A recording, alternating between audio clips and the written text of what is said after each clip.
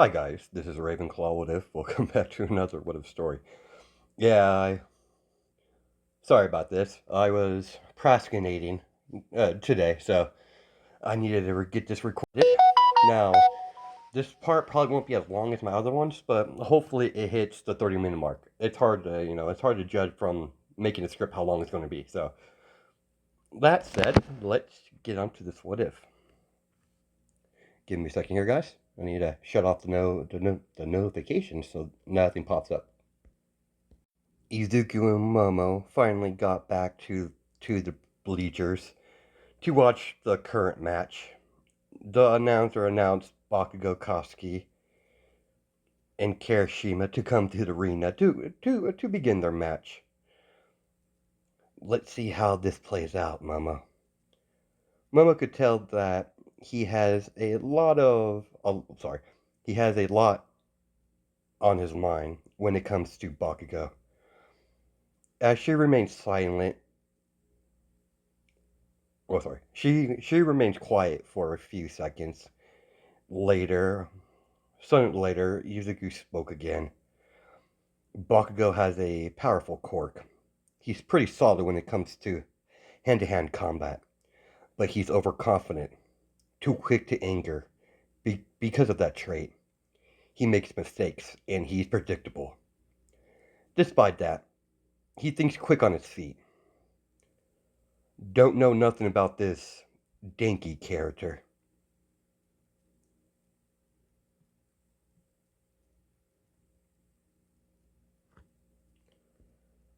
If I said Kiroshima, I meant Denki. Sorry, guys. That doesn't come later. So let's continue. I do remember you telling me you trained with him quite a bit. We trained a lot when we were kids to get a better handle on our quirks. We even came up with a couple of combination attacks. When when Bakugo when Bakugo and Denki, Izuku observed the blonde-haired kid with a lightning bolt in his hair. My guess, his quirk of sorry. My guess is by the looks of him, his quirk evolved around electricity. By the looks of his by the look of his hairstyle, Izuku. My thoughts exactly, Momo. The referee immediately started the match. When they both entered the arena, electricity shoot out from Denki's hand. As he made a solid hit on Bakugo's shoulder, Bakugo go oh, sorry goes spinning around to stop his momentum. Bakugo let out an explosion to cover the distance as he lands a devastating right hook across his face. Then Bakugo grabbed onto his shoulder and drove his knee into Denki's stomach.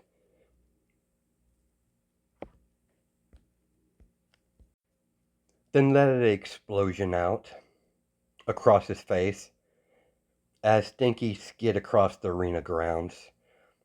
Is that all you got, loser? Even when I gave you a free shot, is that all you're capable of? Pathetic. You're not even worthy of my time.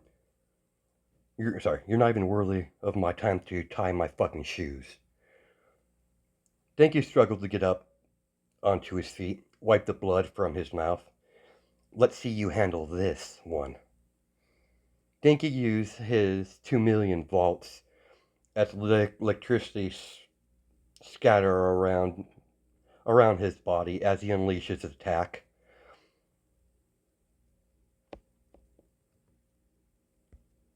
Bakugo used his explosion to dodge and weave. Because of his last attack, Denki has stupefied expression on his face. When Bakugo got in close enough to unleash a huge explosion, making Denki shoot out of the ring, encase him into the wall.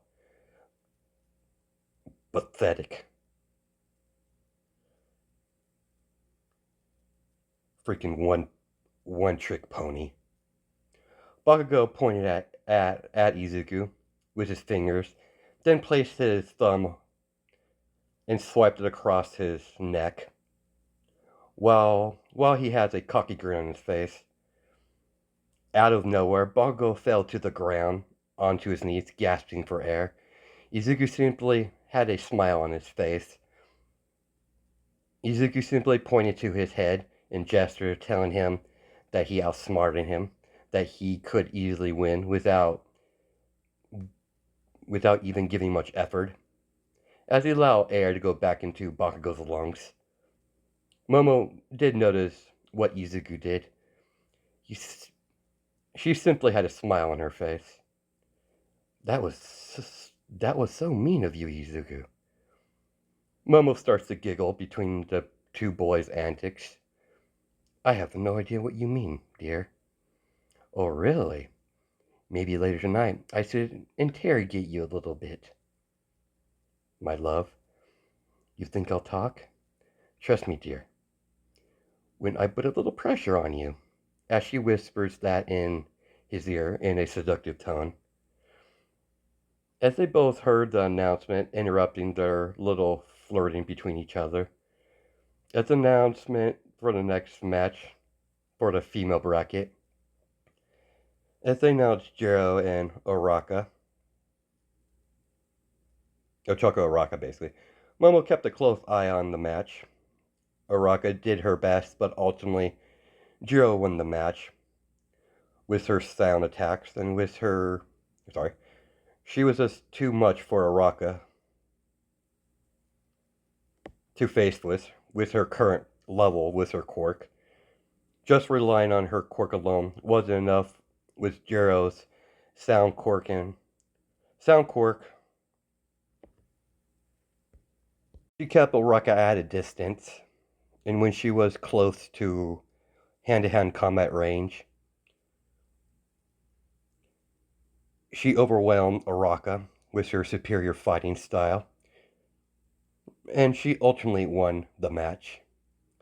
As the tournament continues, few of the male brackets went on, and female brackets until Bakugo's next match. By the look of the draw, Kiroshima got set up against Bakugo. The match was very interesting, with Bakugo explosion and Kiroshima's hardening quirk. Ultimately, Bakugo overwhelmed Kiroshima and ultimately won the match. The next few matches Izuku and Momo had, they won effortlessly. When they got back to the arena, Izuku was shocked to see what was going on in Bakugo's match. He was surprised to see Bakugo losing by that muscular brunette boy. Izuku saw Bakugo flying out of the ring by a moving tornado, not impelling him, but imprinting him into the wall as the referee announced Anasa is the winner of this match. As the medical staff grabbed Bakugo to get healed up, as they announced the end of the match for tonight, and the next match will be tomorrow, Anasa versus Izuku Midoriya. Anasa spot Izuku in the crowd as he has a cocky grin on his face. Izuku stared him down with a serious face. Momo grabbed onto Izuku's hand, noticing how serious he is. Izuku, are you alright? I'm fine, Momo. I'm going to break him. I'm going to wipe that cocky grin off his face. If he was able to defeat the angry Pomeranian, I can't take him lightly. Bakugo is not an easy opponent to defeat. There's only room for one win user here. Come on, Izuku, let's go back to the hotel. I don't like how that guy is looking at you. And we don't need to get and we need to get some rest. I'm fighting that Jiro girl tomorrow. I have to come up with a game plan. And I need your help to relax. You're too, well, I'm too stiff. And so are you, dear. Momo simply try to drag Izuku back to the bar. Not the bar, but the hotel. Izuku mentioned that he had to check up on Bakugo before they leave. Izuku stepped into the infirmary to check up on Bakugo. About to go sitting on the, oh sorry, Bakugo is sitting on the bed with a scowl on his face. You right, man? That damn wind bastard. I'm fine, man. My pride just got hurt, that's all. I underestimated that bastard. I heard the announcement. You're fighting that fucker next. That fucking bastard next. In the next, sorry? Put that bastard in his place, Izuku. You better not lose. Upside, I get to see two wind bastards fight each other. I know your wind quirk is far superior to his. This blow I was looking forward to, this blows. I was looking forward to fighting you. Don't worry. I don't plan to lose. Good, get out of here, man. I'll catch you later. See you tomorrow, Bakugo. We should have plenty of chances to fight each other at UA. Bakugo has a grin on his face. You could count on that. You could count your ass on that. Now get out of here. You're cramping my style. You always say the nicest things to me, Bakugo. Shut up, smartass. Izuku stepped out of the infirmary. Momo was waiting for him outside of the room. You ready to go back to the hotel, love? Yeah, I'm ready, Momo. Good, I'm beat. When Izuku and Momo were walking down the street, a black van peeled off the road and stopped in front of them. As a man comes out of the vehicle holding some sort of high-tech gun, then he fires a sound wave at Izuku as he got thrown against the wall. Several men grab Momo as they inject her with something, knocking her out. As they threw her back of the van, then they peel off the road as they drove off. Izuku got up. Izuku got his bearings. His quirk erupted in pure rage, breaking all the surrounding glass around the buildings. As the glass shattered into a million pieces, Izuku took out his phone after his display of anger. As he dialed Mrs. Yaoyorozu. What is it, Izuku? Momo was taken. What? Who? My guess, the safety committee. They had the safety committee emblem on their uniform. I'll call you right back when I have her location. As the phone call was cut, I'm going to kill those fucking bastards attacking me. I'm going to kill those fucking bastards. Attacking me is one thing, but taking my Momo, they're going to regret that. 30 minutes later, he got a text from his mother-in-law, the location where Momo was being kept. He got another text message from a unknown number, telling him to go to the same location, to go alone or the girl dies. Momo regained consciousness finally. Instantly, she found herself in some sort of office building, tied down to a chair with several safety committee agents aiming their gun at her. Don't know why I can't speak right now. They did inject her with cork suppressor serum, basically, stopping her from using her quirk for a few hours. Where am I? Who are you? What the hell do you want?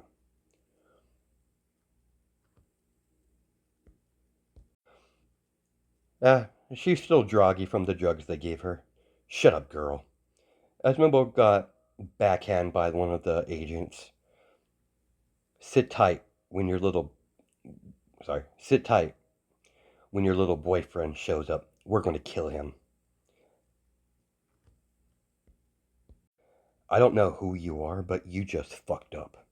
Taking me is one thing, but when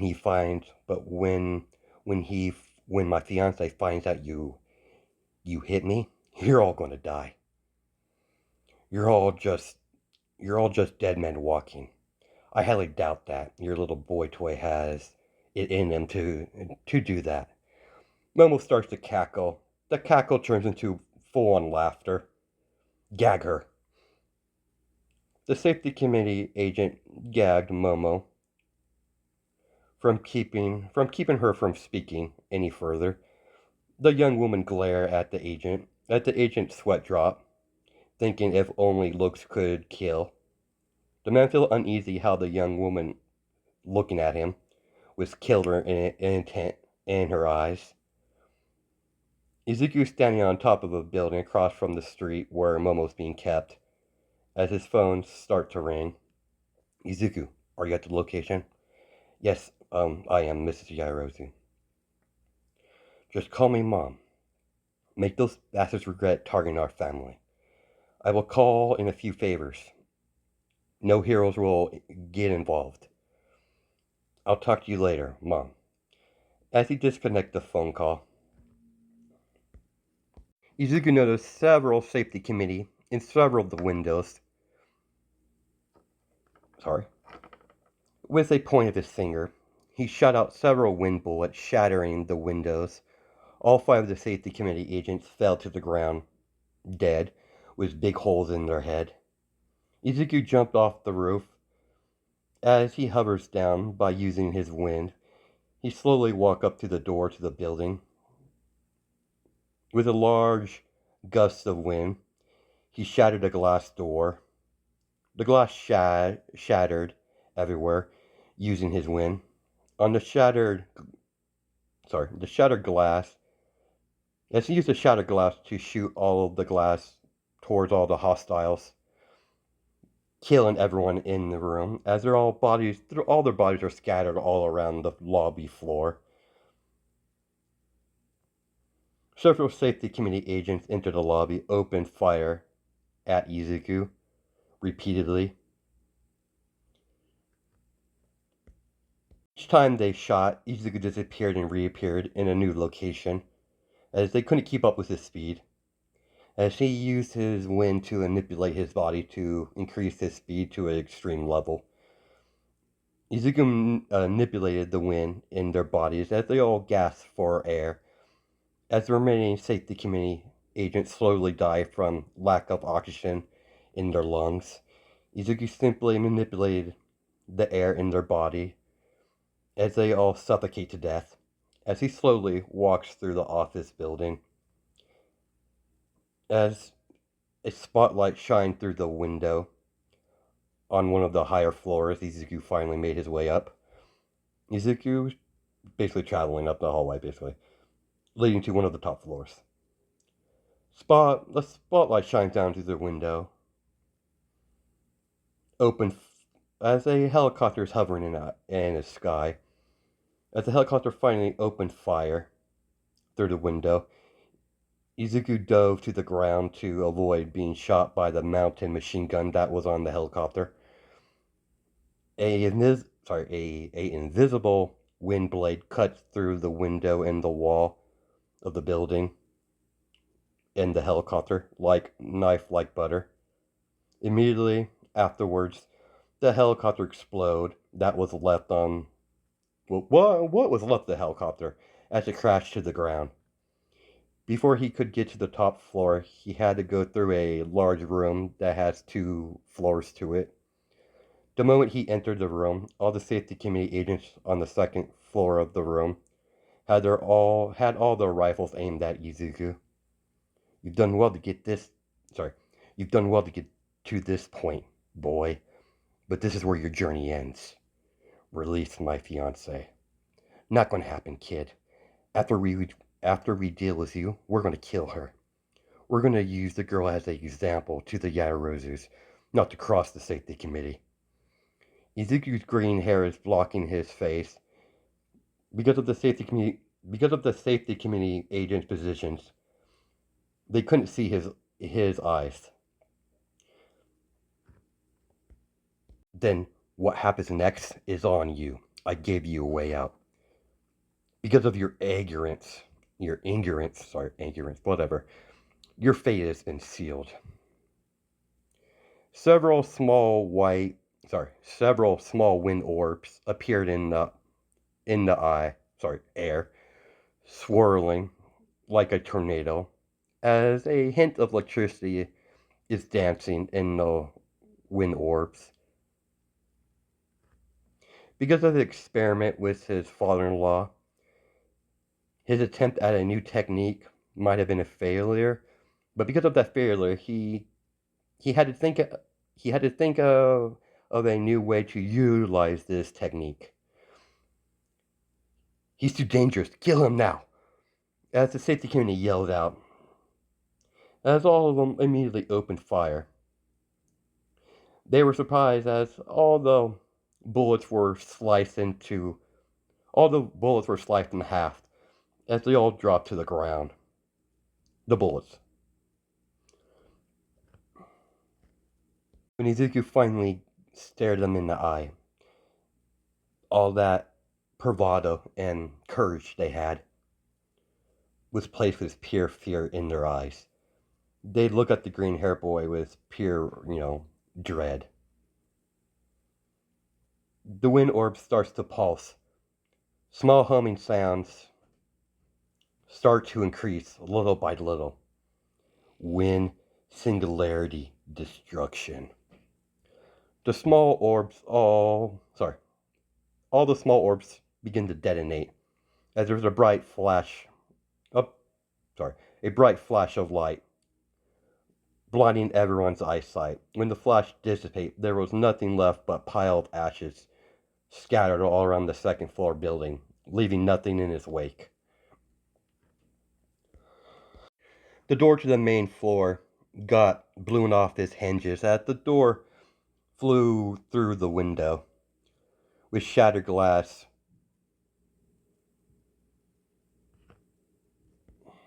scattered around the ground. Even though the way the window hit the glass, some didn't land inside the room. Majority of it landed out the window, how the window was broken through. The moment he entered the room, he made all the glass that was on the ground pierce several of the safety committee agents. As all the safety agents gasped for air, as the pieces of glass are ingrained into their jugulars. Not so fast. Getting closer, the girl dies. One of the agents placed their gun against Momo's temple. When Izuku noticed the red slap mark on Momo's cheek, a gust of wind erupts. The safety committee agent, was thrown against the wall. In his wind, he pinned the agent to the wall. The agent couldn't even react fast enough. The agents couldn't even react fast enough, as several wind bullets cut through their armor like butter, leaving the only one alive pinned to the wall. Not only did you take Momo from me, you dared to hurt her. The safety committee agent was still pinned to the wall. As he was yanked from the wall towards him, using his wind, the green hair boy grabbed the man by the head, slammed him into the pavement, to the ground.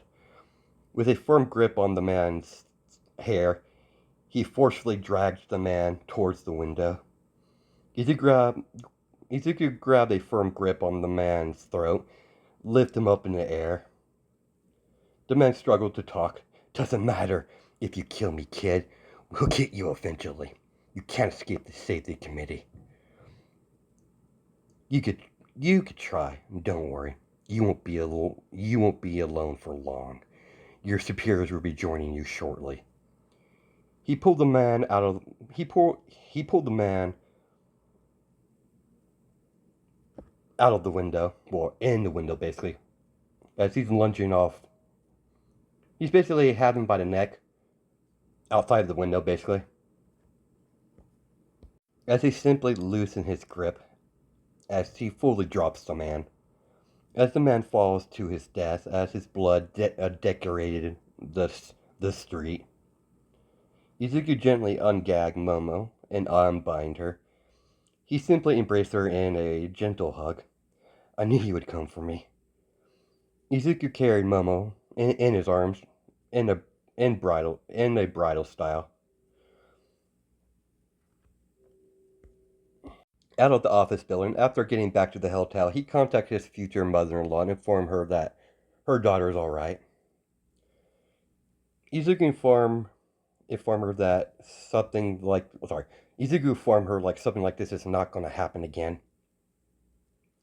He declared the safety committee his mortal enemies, as he's going to kill every single one of them, and he's going to decimate and destroy their whole organization. Izuku knows that he's nowhere near the power level he needs to be to challenge the safety committee head on in such a way. But UA is the perfect place to learn a greater mastery of his quirk. From that moment, he had a new drive. Momo didn't notice the glint in his eye. She dragged him to bed, breaking him from his inner thoughts. I like I like that new fire in your eyes, Izuku. Just don't do anything crazy, dear. Don't worry, I won't for now. How are you holding up? I'm doing fine. This is not the first time I've been kidnapped. Whatever they gave me to suppress my quirk. But fortunately for me, my quirk will slowly return. I should be back to normal sometime tomorrow. Momo snuggled into Izuku's arms as they turn in for the night. Luckily for Izuku and Momo, their next match for their tournament is in the late afternoon. It gives them plenty of enough time to come up with a planned game for their matches. When the morning arrived, after breakfast, Momo and Izuku began to form a strategy against their opponents. As we cut to the slums of Japan, at a abandoned bar, a black portal opens up in the middle of the bar as All For One steps out of it. Kirigiri, play the footage. Yes, master.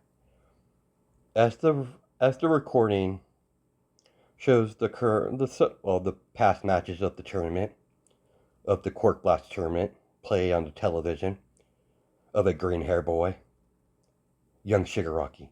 Yes, master. I want you to pay close attention to today's match.